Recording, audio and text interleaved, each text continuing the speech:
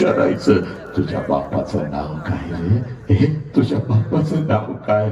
हातातली थाळी फेकून देत, तोंडातला भात काढून टाकता. ते पोरग म्हणत मला आई पण नाही आणि मला बाप पण नाही. माझ्या बापाने कधी मला खास पाहिलं नाही, माझ्या आईने कधी मला अंग खांद्यावरती खेळवलं नाही. 2 दिवसाचा होतो, यांना सापडलो, इथंच मोठा झालो. रोज वाट बघतोय कोणीतरी येईल का माझ्या मुखावरून हात फिरवत, एखादा घास मला भरवत. कोणीतरी म्हणेल का मीच तुझी आई आहे रे, मीच तुझा बाप आहे.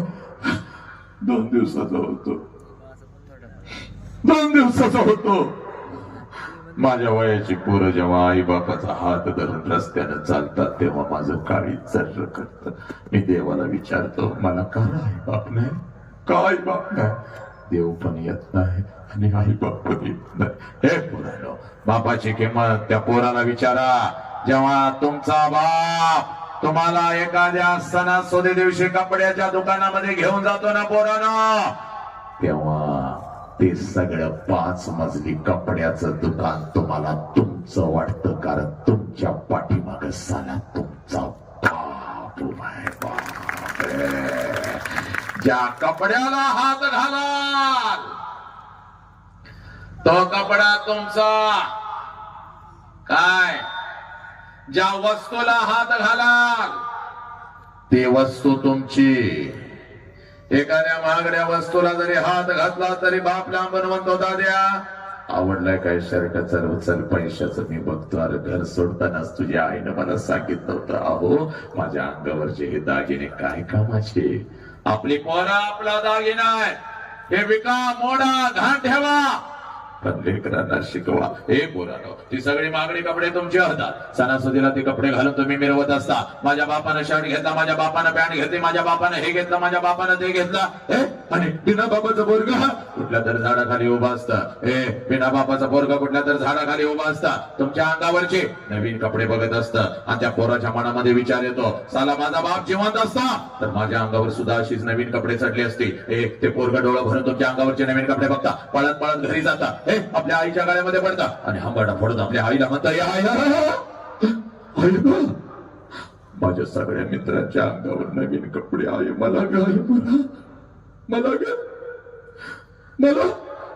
त्यावेळेला बिना बापाच्या पोराला ती माऊली म्हणते, बाळा 2 दिवसानं येणार आहेत, माझं पैसे घेते, तुला एखादा शर्ट नको.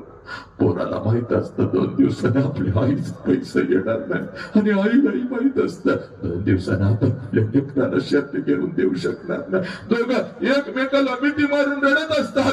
पूर्ण बापाच्या आठवणीत रडत असतं, आणि ती माऊली आपल्या कुंकुवाच्या आठवणीत रडत असती. आणि ती माऊली आपल्या लेकराला म्हणती, बाळा अरे तुझ्यासाठी दुसऱ्याचा कुंकू सुद्धा मी लिहिला नाही, तुझ्यासाठी दुसऱ्याचा संसार सुद्धा मी मांडला नाही की. वासण्यानं भरलेल्या नजरा रोज माझ्या शरीरावरती पडतात की. पोरा प्रत्येकाला दादा मामा काका म्हणत मी तुला मोठं करते की नाही सांग. वेळेला ते पोरग आपल्या आईच्या डोळ्यातला अश्रू पुसत आपल्या आईला म्हणत, आय नको मला शर्ट, आय तू नको, आय नको मला शर्ट, तू. मी एवढा शिकणार आहे, एवढा शिकणार आहे, एवढा शिकणार. प्रत्येक सणाला नाही आय, प्रत्येक दिवसाला मी तुझ्या अंगावर नवीन कपडा चढवणार, एवढा शिकणार मी आय. छत्रपती शिवाजी राजेंची शपथ घेऊन सांगतो पोरानो, ज्या लेकराला आपल्या आई बापाच्या डोळ्यातला अश्रू काढाला ते लेकरू माणूस म्हणून घडलं, आणि त्याच लेकरानं आपल्या आई बापाला जपलं. पोरानो, छत्रपती समोर सांगतोय, तुम्हाला तुमच्या बापाच्या डोळ्यातला आईच्या डोळ्यातला अश्रू काढला का पोरानो? जिवंत नख काढली जात होती माझ्या संभाजी राजाची, एक एक अवयव बाजूला केला जात होता, पण माझ्या राजा समोर उभा होता तो छत्रपती शिवाजी राजा. पोरानो, बलिदानाच्या दारात माझा संभाजी राजा चुकला नाही. तो तुम्हाला तुमचा बाप, तुम्हाला तुमचं राष्ट्र आणि ही माती कळाली का?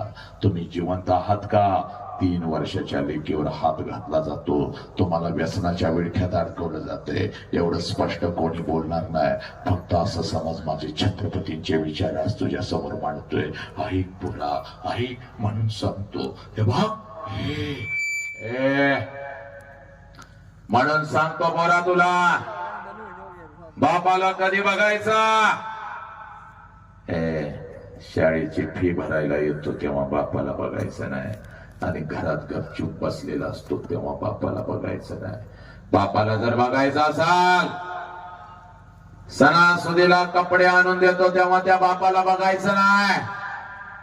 बापाला बघायचं तर पोरानं रात्रीच्या 2 वाजता कधी तर उठायचं, जिथं आपला बाप झोपलाय तिथं जायचं, आणि झोपलेल्या बापाला रात्रीच्या अंधारात 2 वाजता बघायचं. माझ्या लेकरानो, त्याच्या अंगावरचं बनियन अंडरवेअर 4 ठिकाणी फाटलेली असते, पण तुमच्या अंगावर नवीन आणि ब्रँडेड कपडा चढवतो त्या देव माणसाचं नाव साला बाप आहे. पुरानो बाप थांबतोय का? पण आज छत्रपतींच्या समोर शपथ घ्यायची. एक पोरगा विमल खाणार नाही, हत्तीसारखं शरीर नासवणार नाही. एक पोरगा कुठल्या व्यसनाच्या विळख्यामध्ये अडकणार नाही. कारण पोरा बाप तेव्हा मरतो जेव्हा हत्तीसारखं पोरग व्यसनाच्या विळख्यात अडकताना आई बापाला पोलीस स्टेशनला उभं करतं, तेव्हा खऱ्या अर्थानं बाप मरतो. बघ पोरा, बाप मरतो बाप. हा, अरे ज्या गणपतीला डोक्यावर घेऊन नाचतोस ना 7 दिवस, त्या गणपती बाप्पानं सुद्धा ब्रह्मांडाला फेरी मारली नाही, तर आई बापाला फेरी मारली नाही. आई बापाच्या पायाजवळ बसला करणार. ब्रह्मांड आई बापाच्या पायाजवळ आहे. त्या गणपती बाप्पाला डोक्यावर घेऊन नाचता, पण सारा घरातला आई बाप तुम्हाला कळलं नाही. पोरे,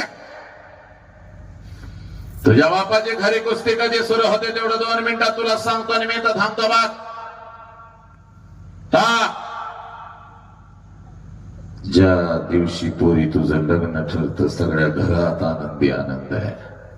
चांगला जावई मिळाला, चांगलं पाहुणाबाई मिळालं, आनंदाला उधाण आलेलं आहे.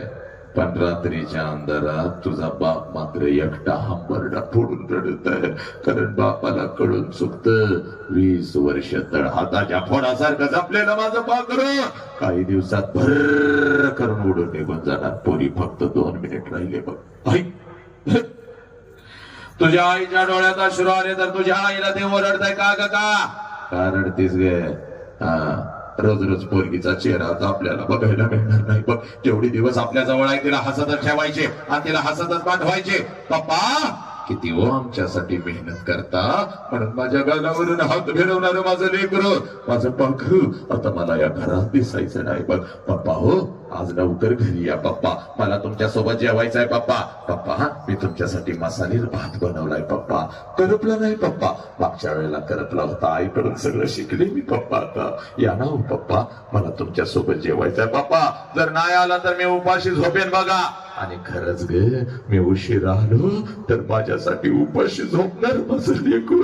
आता मला या घरात दिसायचं नाही की ग, आता मला या घरात दिसायचं नाही की ग, आता मला या घरात दिसायचं नाही. पप्पा, तुमचं डोकं दाबून देऊ का हो पप्पा? पप्पा, तुमचं डोकं दाबून देऊ का हो पप्पा? म्हणून माझ्या उशाला बसणार आणि माझ्या उशाला बसणार आणि हळूच माझ्या कानामध्ये, पप्पा उद्या 100 रुपये देता का हो पप्पा? हो पप्पा, उद्या 100 रुपये देता का हो? मैत्रिणीचा वाढदिवस आहे पप्पा, आईला सांगू नका पप्पा. आई मला लई ओरडते हो, बापाने तुझा लई लाड केला, बापाकडून तू लई पैसा घेतीस. आईला सांगणार असाल तर नको मला तू करू. आता मला या घरात दिसायचं नाही की ग. आता कोणाला म्हणू बाळा, तुझ्या माझ्या गोष्टी कधी मी आईला सांगितलेत का? आणि हे बा 100 रुपयानं काय होतंय? 500 रुपये ठेवल्यात बघ पाठीमागच्या खिशात, आणि हे बघ उरलेलं पैसा उरलेलं पैसे तुझ्याजवळ ठेव. परत आपली भेट होते न होते पुरी, परत आपली भेट होते न होते. परत आपली भेट होते न होते पुरी. तुझ्या आईला तुझा बाप ओरडत असतो बघ. तुझ्या आईला तुझा बाप ओरडत असतो पुरी. पण तुझ्या बापाला जर रडायला आलं तर आंघोळीच्या निमित्तानं तुझा बाप आंघोळीला जातो पुरी. आणि आंघोळीच्या पाण्यामध्ये तुझा बाप तुझ्यासाठी हंबरडा फोडून रडतो पुरी. हंबरडा फोडून रडतो. तुझी आई म्हणते अहो डोळं गाव लाल झालं.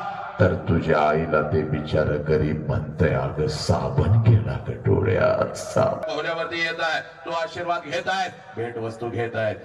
भेट वस्तू घेत आहेत. नवऱ्याची ओळख प्रत्येकाला करून देत आहे. आणि त्या लग्न मंडपामध्ये तुझा बाप मात्र हसत हसत फिरत आहे बघ. जेवणाच्या पंक्तीमध्ये फिरत आहे बघ. प्रत्येकाला जेव घालत आहे. जेव्हा पोट भरून जेव्हा माझ्या दिदीचं नवीन आयुष्य, जेव्हा माझ्या दिदीचं नवीन आयुष्य. लहान लेकराशी तर ते लय लय गोड गोड बोलत असतंय. पैशाचा पुडका घेऊन फिरत असताय. लहान लेकरांना म्हणते बाळांनो ताटात काय ठेवायचं नाही. दोन दोन लाडू दोन दोन जिलेबी घाला घेऊन पळा. चला आपल्या दिदीचं नवीन आयुष्य. पुरी बघता 3 वाजतात बघ. सगळा लग्न मंडप मोकळा होतो. पाहुणे रावळे जिकडे तिकडे निघून जातात. नवीन आयुष्याची नवीन स्वप्न रंगवत. नवीन आयुष्याची नवीन स्वप्न रंगवत. सासरी जाण्यासाठी नवऱ्याचा हात धरून जशी लग्नाच्या बोल्यावर तू खाली येते त्या लग्न मंडपामध्ये पहिला हंबरडा तुझ्यासाठी तुझी आई फोडते पुरी. पळत पळत येते तुझ्या गळ्यामध्ये पडते आणि तुला म्हणते पोरी 20 वर्ष तुझ्या बापानं आणि मी तुला तळ हाताच्या बोटासारखं जपलं पोरी. आणि आता आम्ही तर परक्यासारखं उभं राहायचं. आणि आमच्या समोरून निघत चाललीस की ग पोरी. आमच्या समोरून निघत चाललीस की ग. आज घरी कसं जाऊ पोरी. घरच्या भिंती मला खायला उडतील की का. मम्मी मम्मी करत माझ्या माग लागणार माझं लेकरू माझं पाखरू आता मला या घरात दिसायचं नाही की ग. हे पुरी तुझी आई रडत असते. तुझी मावशी रडत असते. तुझी आजी रडत असते. लग्न मंडपात उरले सुरलेले सगळे रडत असतात. पण त्या लग्न मंडपामध्ये तुझा बाप मात्र हसत हसत फिरत असतो. पळत पळत तिथे येतो. सगळ्यांना ओरडतो का रडताय रे का रडताय. कोणी रडायचं नाही. चला माझ्या दिदीचं नवीन आयुष्य तिला हसत हसत पाठवा. पुरी तुझा हात धरतो. तुझ्या नवऱ्याचा हात धरतो. लग्न मंडपाच्या बाहेर गाडी सजवलेली असते. गाडीपर्यंत तुम्हा दोघांना घेऊन येतो. गाडीचा दरवाजा उघडतो. तुम्हा दोघांना गाडीमध्ये टाकतो आणि हंबरडा फोडत आणि तुला म्हणतो जा पोरी जा पोरी जा. हंबरडा फोडायचा नाही. जा मी तुझ्या पाठीशी हसत हसत जा. तुझी गाडी निघून जाते पुरी. आणि तुला वाटतं माझा बाप असाच आहे. लहानपणापासून माझ्या बापानं मला बंधनामध्ये ठेवलं आणि आज तर माझ्या बापानं कमालच केली. सगळा मंडप रडला. माझा बाप नाही रडला. पुरी चूक चूक चूक. सगळ्यात जास्त तर तुझा बाप रडला पुरी. फक्त तो तुला दिसला नाही माझ्या लेकरा. कधी रडला तेवढं सांगतो आणि मी तर थांबतो बघ. जशी तुझी गाडी लग्न मंडपातून निघून जाते त्या लग्न मंडपामध्ये तुझा बाप पळत पळत येतो बघ. लग्न मंडपवाल्याला अगोदर बोलवून घेतो. इकडे ये रे बाबा तुझं किती पैसा आजच घे. उद्या माझ्याकडे असतील नसतील. जेवणवाल्या बस्तवाल्या इकडे यार बाबानो. जेवणवाल्या चाल बोटत चाटत लोक गेली बघ. लाडू जिलेबी घेऊन पोरं पळत होती. हे घे तुझं पैसा. उद्या म्हणशील रंगराव लेकीच्या लग्नातलं पैसे का बरं बाकी ठेवलं. हे बस्तवाल्या तुझी कपडे अंगावर चढवून माझं लेकरू काही छान दिसत होतं बाबा. गेलं मला सोडून गेलं. दिल्या तुमचं पैसे आलात तुम्ही. सब मंगल आहे सब आनंद आहे. आनंद वाटला. वाजंत्रीवाल्या ठरल्याप्रमाणे हे तुझं पैसे. आणि हे बघ 5,000 रुपये तुला ज्यादा देतोय बाबा. लय भारी वाजवत होतास माझं लेकरू जाताना. बोरी संध्याकाळी 7 वाजेपर्यंत त्या लग्न मंडपात तुझा बाप तुझ्यासाठी भिकारी होतो पुरी. भिकारी होतो. जेवढं साठवलेलं असतं तेवढं सगळं तुझ्यावर उधळतो. जेवढं कर्ज काढून आणलेलं असतं तेवढं सगळं तुझ्यावर उधळतो. आणि संध्याकाळी 9 वाजता पळत पळत घरी जातो. घरातलं तुझ्या वस्तूंचं कपाट उघडतो आणि तुझ्या वस्तूंना पकडून पकडून रात्रभर जो अंतरुणाने वाला बाप आहे पुरी. तुझी आई म्हणते अहो सावरा की स्वतःला किती रडताय.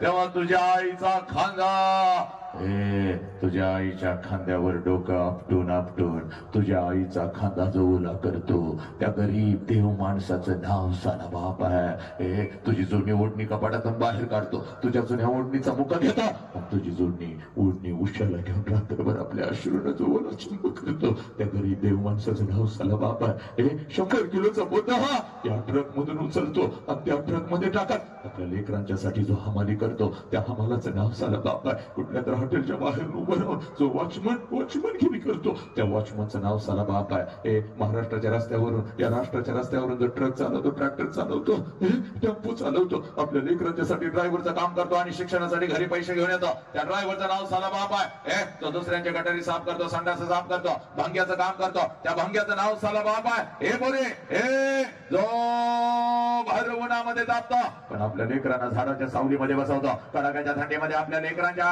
आपल्या अंगावरची चादर काढून टाकतो आणि मुसळधार पावसामध्ये आपल्या डोक्यावरची छत्री लेकरांच्या डोक्यावर जो धरतो त्या गरीब देव माणसाचं नाव साला बाप आहे. बाप बाप थांबतो बघिता शेवटचा 1 मिनिट थांबतो. पण थांबत असताना या बापाला पोलीस स्टेशनला तुम्ही उभं कराल का मला सांगा. कुठल्या प्रेमाच्या विरोधात नाही बघ, मी प्रेमाच्या विरोधात नाही बघ, पण प्रेमाच्या नावाखाली तुझ्या आयुष्याला सुरुंग लावला जातोय.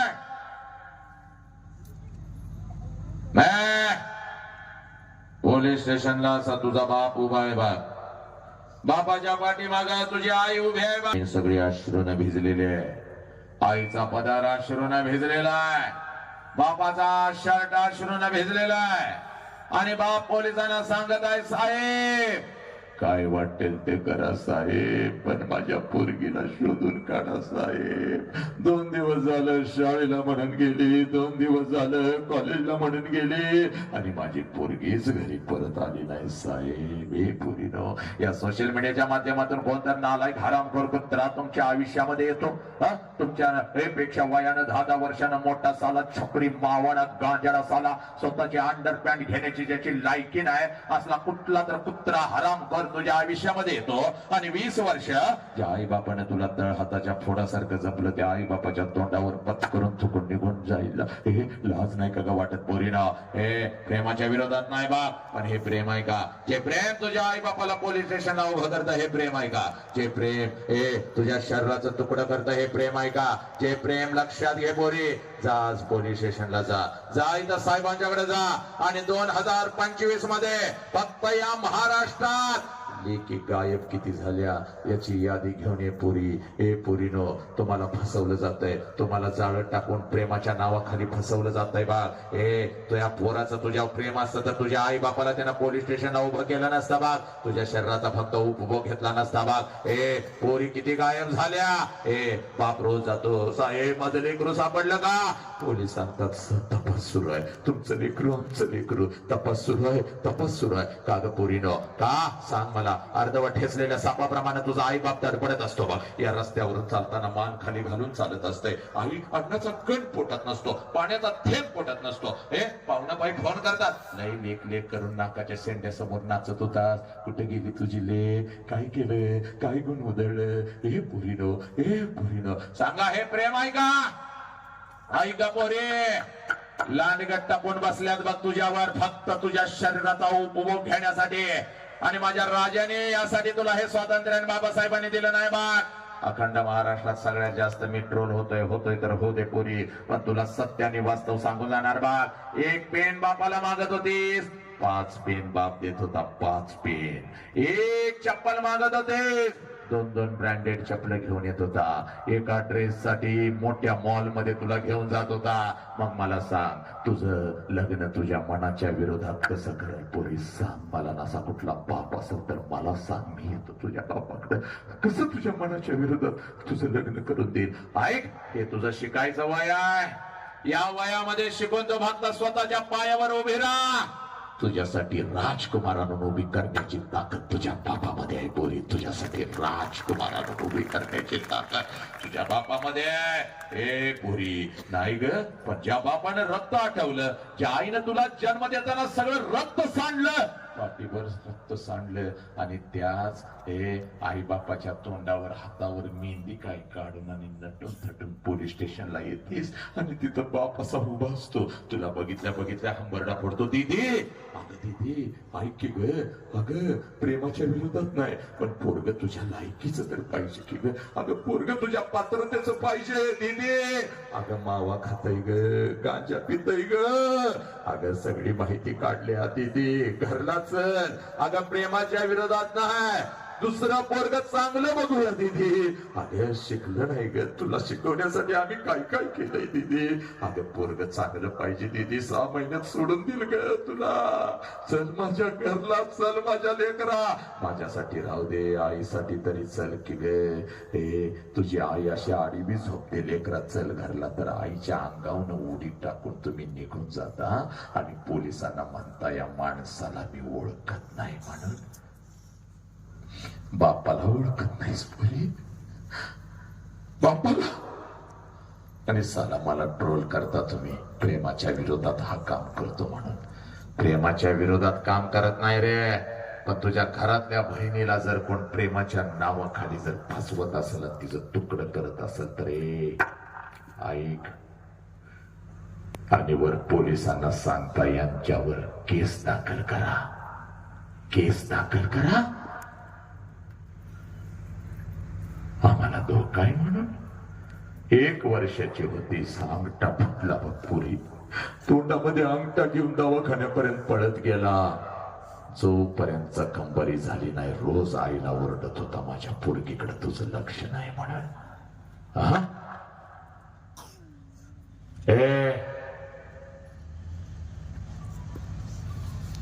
शिकून पोरानं स्वतःच्या पायावर उभं राहा. विनाकारण आपल्याच राष्ट्रात आपणच नासवायचं नाही, तोडायचं नाही, त्यांना खोट्या प्रेमाच्या जाळ्यामध्ये फसवायचं नाही, तरच खऱ्या अर्थानं शिवजयंती साजरी झाली. नाहीतर कित्येक वर्ष तुम्ही नुसती शिवजयंती साजरी करत राहाल, हातामध्ये काही लागणार नाही पोरांनो. पोरे, एकही पोरगी खोट्या प्रेमाच्या जाळ्यामध्ये फसणार नाही, एकही पोरगा व्यसन करणार नाही. इथं तुला साक्षात्कार देऊन जाणार इथं. कारण ऐक जरा, तुका म्हणे होय मनाशी संवाद, आपलाच वाद आपणाशी. हा संवाद असला झाला पाहिजे. अंतरीची ज्योती प्रकाशली दीप्ती, अंतरीची ज्योती प्रकाशली दीप्ती. मुळींची जी होती अच्छा दिली ते तिचा आनंद ब्रह्मांडी नवाय. उपमेशी काय देऊ सुका. आतली ज्योत आज तुला दाखवून देतो बघ. 1 मिनिटात खूप उशीर झालेला आहे, तरी सुद्धा आत्ताचा हा क्षण अनुभवण्यासाठी आपल्या लेकीला, आपल्या लेक